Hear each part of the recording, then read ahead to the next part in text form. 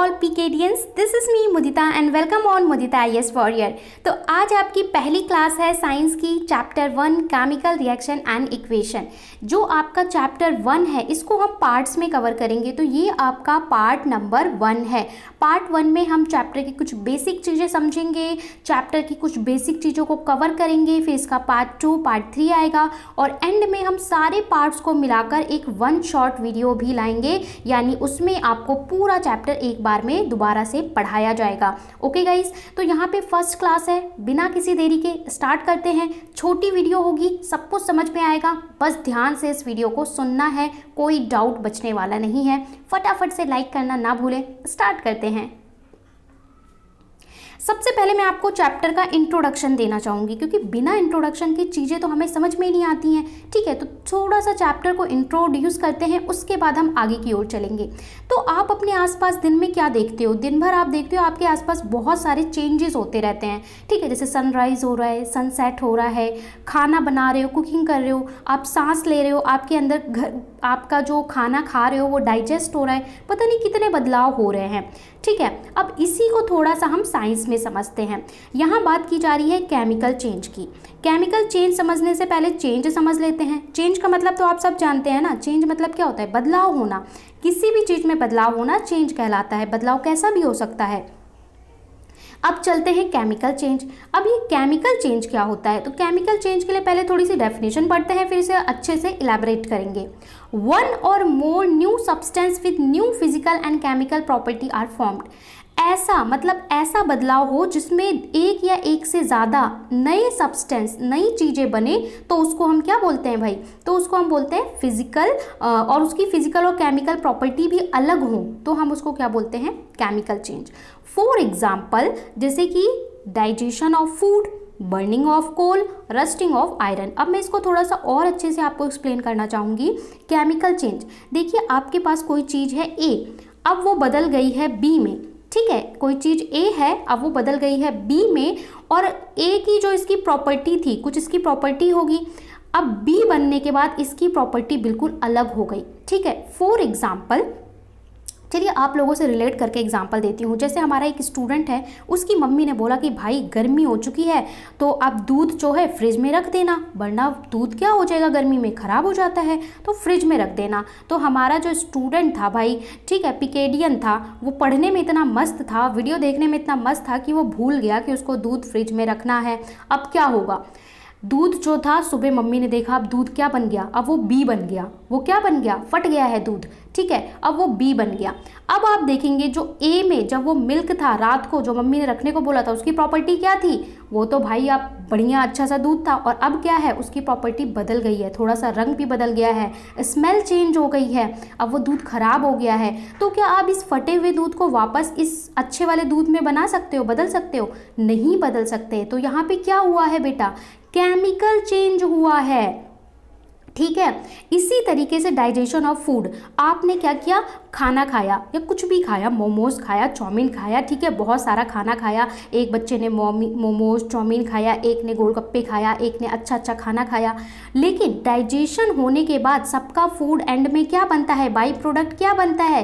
Last में जाके, by product नहीं सॉरी, बाद में जाके क्या बनता है? C6H12O6, बाद में ग्लूकोज बनता है ना सबका, आप कुछ भी खाओ ग्लूकोज बनता है। तो क्या इस ग्लूकोज को वापस अपने मोमोज, बर्गर, पिज़्ज़ा में आप लोग कन्वर्ट कर सकते हैं? नहीं कर सकते। तो इसका मतलब क्या हो रहा है? केमिकल चेंज हो रहा है। जो रॉ मटेरियल था, अब जो नया प्रोडक्ट बना है वो बिल्कुल अलग है, उसकी प्रॉपर्टी अलग है, आपके मोमोज की प्रॉपर्टी अलग है, और इस ग्लूकोज की प्रॉपर्टी बिल्कुल अलग है। मतलब नई चीज़ बननी चाहिए, तो क्या कहलाएगा? Chemical change. Burning of coal, कोयले को आप जला दो तो क्या होगा? वो नया प्रोडक्ट बन जाएगा। रस्टिंग ऑफ आयरन, जो लोहा है उस पर जंग लग जाता है, तो वो एक्चुअल में जो आयरन था वो अलग था, और जो जंग लग गया, रस्टिंग हो गया, तो वो कुछ और बन गया, उसकी प्रॉपर्टी बदल गई। इसको हम क्या बोलते हैं? Chemical change. आई होप सबको क्लियर हो गया होगा। अब बात करते हैं फिजिकल चेंज की। फिजिकल चेंज का मतलब होता है चेंज इन कलर और state occur but no new substance form. Physical change मतलब होता है थोड़ा सा रंग बदल सकता है, स्टेट बदल सकती है। स्टेट मतलब क्या होता है, आपको पता है मैटर की 3 स्टेट होती है, सॉलिड, लिक्विड एंड गैस। तो स्टेट चेंज हो सकती है कि सॉलिड से लिक्विड हो गया या लिक्विड से गैस हो गया, ठीक है।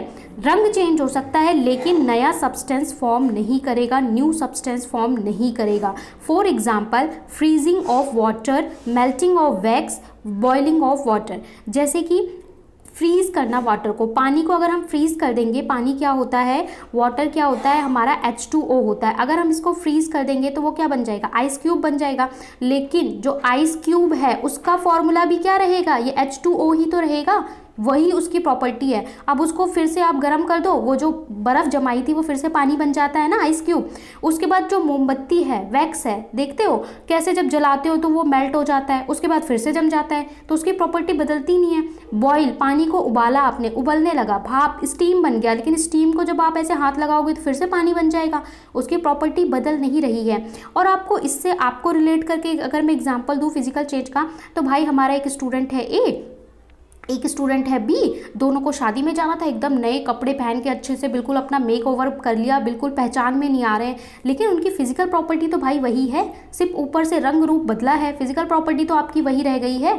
तो ये क्या है, फिजिकल चेंज है। ओके, आई होप क्लियर हो गया होगा। अब हम चलते हैं थोड़ा चैप्टर के अंदर।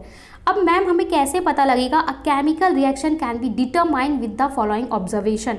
हमें कैसे पता चलेगा कि केमिकल रिएक्शन हो रही है, ठीक है। अगर हमें पहचानने के लिए कुछ तरीके बताइए, तो क्या क्या तरीके हैं जिससे आपको ये पता चलेगा कि केमिकल रिएक्शन हो रही है, ठीक है। अगर केमिकल चेंज होगा तो केमिकल रिएक्शन भी होगी, ठीक है। केमिकल चेंज होगा तो केमिकल रिएक्शन भी होगी। तो कैसे पता चलेगा, इवोल्यूशन ऑफ गैस। अगर आपका केमिकल रिएक्शन होगा तो हो सकता है गैस निकले, आपकी को जो टेस्ट ट्यूब या कोई भी आप चीज़ है, प्रोडक्ट है, उसमें से हो सकता है गैस निकले या कोई स्मेल आए, ठीक है। आप देखते हो दूध खराब होता है, उसकी स्मेल कैसे चेंज हो जाती है। चेंज इन टेम्परेचर, उसके टेम्परेचर में बदलाव आए, यानी टेम्परेचर कम या ज़्यादा हो सकता है। फॉर्मेशन ऑफ प्रिसिपिटेट, यानी कुछ प्रोडक्ट बन जाए, प्रिसिपिटेट बन जाए। चेंज इन कलर, उसके कलर में बदलाव आ सकता है, या चेंज इन स्टेट। तो ये सारी चीज़ें हो सकती हैं, या इस एक से ज़्यादा चीज़ें भी हो सकती हैं, उससे हमें पता चलेगा कि केमिकल रिएक्शन हो रही है। जब हम लेबोरेटरी में रिएक्शन करते हैं तो बहुत सारी रिएक्शन में गैस निकलती है, बहुत सारी रिएक्शन में हम जब आप लैब में जाओगे देखोगे टेस्ट ट्यूब में सॉल्यूशन डालते हो और दूसरा चीज़ डालते हो, रंग एकदम से बदल जाता है, उससे हमें पता चलता है कि ये केमिकल रिएक्शन हो रही है। रिएक्शन का मतलब क्या होता है, हर वर्ड का मीनिंग समझते चलिए। रिएक्शन मतलब भाई दो चीज़ों को डाला और वो आपस में रिएक्ट कर गए, कुछ बना दिया उन्होंने, तो वो क्या होता है, रिएक्शन होता है। तो ये हमें अब पता चल जाएगा, केमिकल चेंज हम समझ गए, फिजिकल चेंज, और अगर रिएक्शन होगी तो भी हम समझ गए। चलिए आगे बताइए। आगे अब बात करते हैं, हम चैप्टर के ऊपर आ गए हैं, केमिकल रिएक्शन। अब मैम केमिकल रिएक्शन की हमें एक परफेक्ट साइंटिफिक डेफिनेशन बता दो। तो केमिकल रिएक्शन क्या होता है, केमिकल रिएक्शन होता है, a chemical reaction is a process in which new substance with different property are formed as a result of breaking of bonds in reactant. ये क्या है, इसका मतलब है a chemical reaction is a process. Chemical reaction एक ऐसा process है जिसमें नई चीज़ें, नया प्रोडक्ट बनता है जिसकी डिफरेंट प्रॉपर्टी होंगी। यही तो हमने केमिकल चेंज में पढ़ा था। जी हाँ, तो यही आपको लिखना है। अगर आप मीनिंग समझ गए तो डिफाइन आप खुद लिख सकते हो, डिफाइन रटनी नहीं है, आप खुद लिख सकते हो। आपको ये डेफिनेशन पसंद है ये लिख लीजिए, वरना हम इसको ऐसे भी लिख सकते हैं, chemical reaction or chemical change, ठीक है। Chemical reaction or chemical change in which reactant transform into product by making or breaking of bonds different between different atoms। मतलब केमिकल रिएक्शन मतलब होता है कि रिएक्टेंट किस में बदल जाएगा, प्रोडक्ट में बदल जाएगा, by breaking bonds of atom, ठीक है। तो आप इसको और भी कैसे लिख सकते हो, chemical reaction is the process in which two or more reactant combine to form a product which have different physical and chemical properties। तो जैसे भी चाहे आप अपने वर्ड में इसको डिफाइन कर सकते हैं कि सिंपल सा केमिकल रिएक्शन का मतलब है कि हमारा एक या एक से ज़्यादा चीज़ें रिएक्ट करेंगी, मतलब A प्लस B और ये हमारा C प्लस D बनाएंगी, ठीक है। तो हम इसको क्या बोलते हैं, केमिकल रिएक्शन। और ये जो C प्लस D बनेगा उसका जो प्रॉपर्टी होगा वो बिल्कुल अलग होगा, वो बिल्कुल नया चीज़ होगा, ठीक है। तो यहाँ पे आपको जो भी डेफिनेशन ईजी लगे आप उसको लर्न कर सकते हैं। For example rusting of iron, setting of milk into curd, जैसे कि दूध का दही जमा देते हैं ना, दूध का दही, तो वो भी क्या होता है, इसी का एग्जांपल है केमिकल रिएक्शन का। देखिए जो दूध है वो बिल्कुल अलग प्रॉपर्टी है, लेकिन जो आपका दही होता है उसकी बिल्कुल अलग प्रॉपर्टीज और गुण होते हैं। तो क्या आप दही को दूध में कन्वर्ट कर सकते हैं? ठीक है, नहीं कर सकते। तो एक ये भी फंडा होता है कि हम उसे रिवर्स में अगर जाएं तो रिवर्स में कन्वर्ट नहीं कर सकते। ओके, तो ये हमारा हो गया केमिकल रिएक्शन। अब बात करते हैं केमिकल इक्वेशन की। तो देखिए मैम, जो रिएक्शन हो रही है ना, अभी मैंने आपको बताया कि भैया यहाँ पे A होगा प्लस B होगा, ठीक है, ये दोनों रिएक्ट करेंगे, C प्लस D बनाएंगे। तो अब इसी चीज़ को हम लिखते कैसे हैं, उस चीज़ को हम बोलते हैं केमिकल इक्वेशन। केमिकल इक्वेशन क्या होता है, सॉरी, केमिकल इक्वेशन क्या होता है? तो chemical equation is the symbolic representation. Word इसका कीवर्ड पकड़ा करो, कीवर्ड यहाँ पे क्या है, सिंबॉलिक रिप्रेजेंटेशन, यानी कि सिंबल के फॉर्म में अगर आप किसी रिएक्शन को प्रेजेंट कर दो तो वो क्या कहलाता है, वो हमारा क्या कहलाता है, chemical equation of a chemical reaction to form symbol and formula. देखिए जो आपकी रिएक्शन हो रही है, मैंने बोला कि बेटा आप लोग चलिए ये दूध को लीजिए, दही को लीजिए, मिलाइए, ये सब बनाइए। तो ये सब बनाने में ऐसे ये हमारा साइंटिफिक नहीं लग रहा, कितना लंबा पड़ेगा। जैसे कि हम एक एक्सपेरिमेंट करते हैं, मैग्नीशियम रिबन को मैग्नीशियम को लेते हैं, ऑक्सीजन में उसे बर्न करते हैं, तो हमारा जैसे यहाँ पे दिखाया हुआ magnesium plus oxygen, magnesium oxide बना लिया। ठीक है, तो अब इसी बात को अगर आपको स्टेटमेंट में लिखना हो तो आप कैसे लिखोगे, 10-15 लाइन में लिखोगे कि magnesium react with oxygen and gives magnesium oxide which is the product. तो ये बहुत लंबा पड़ेगा। तो हमने उसको शॉर्ट फॉर्म में, सिंबल की फॉर्म में रिप्रेजेंट करने के लिए, जैसे आप लोगों को सिंबल की फॉर्म में मैं रिप्रेजेंट कर दूं कि एक स्टूडेंट को H बोलेंगे, एक को P बोलेंगे, ठीक है, शॉर्ट फॉर्म निक नेम रख देते हैं। वैसे ही हमने अपने एलिमेंट्स के निक नेम तो रख ही रखे हैं। तो हमने क्या किया कि भैया हमें अगर इसे सिंबल की फॉर्म में रिप्रेजेंट कर देंगे तो हमारे लिए लिखना अच्छा होगा और देखने में भी सही लगेगा, एक सिंबॉलिक रिप्रेजेंटेशन। तो हमने लिखा magnesium plus oxygen equal to magnesium oxide, और बीच में क्या बना दिया, एक तीर बना दिया। अब देखिए जो इस साइड होता है यानी कि LHS लेफ्ट हैंड साइड होता है, उसको हम बोलते हैं रिएक्टेंट्स, ठीक है, यानी अभिकारक बोलते हैं। और जो RH साइड होता है, राइट हैंड साइड, उसको हम क्या बोलते हैं, प्रोडक्ट। देखिए जो भी फाइनल बनता है वो हमेशा क्या होता है, प्रोडक्ट होता है। तो जो हमारा नया बनता है उसको हम बोलते हैं प्रोडक्ट, और जिस चीज़ को हम लेके रिएक्शन करते हैं उसे हम क्या बोलते हैं, reactant. The substance that can be react, ठीक है, जो रिएक्ट कर रहा है वो हमारा रिएक्टेंट है, और जो फाइनल हमें ऑब्टेन हो रहा है वो हमारा प्रोडक्ट है।